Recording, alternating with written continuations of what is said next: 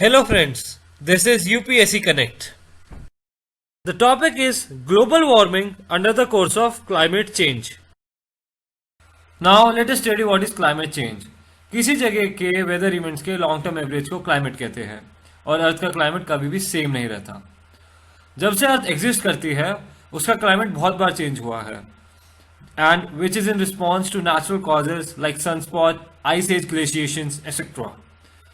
और जो human activities है which change the composition, which alter the composition of global atmosphere, जिसकी वजह से क्लाइमेट चेंज अकर होता है and which is in addition to natural climate variability observed over comparable time periods.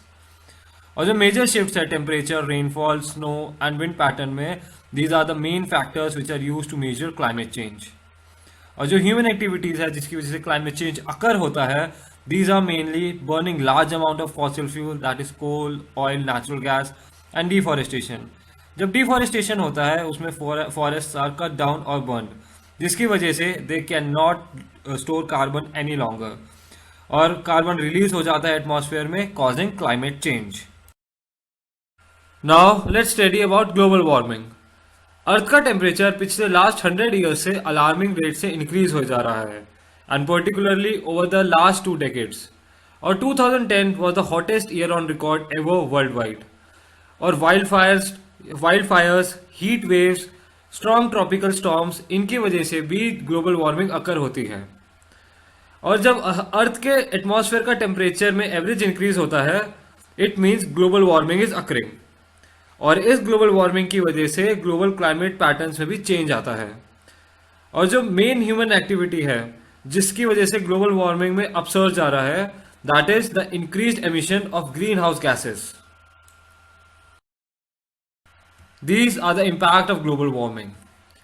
जब global warming increase होता है तो अर्थ का एवरेज टेम्परेचर भी इंक्रीज हो जाता है. It leads to melting of ice glacier and due to this there is a rise in sea level.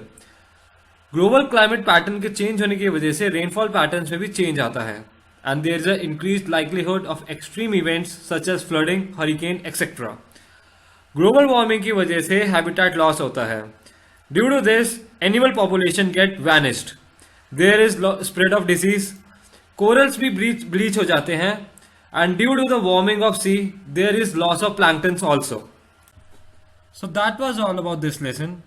We'll talk to you guys in the next lesson. Till then, have a nice day.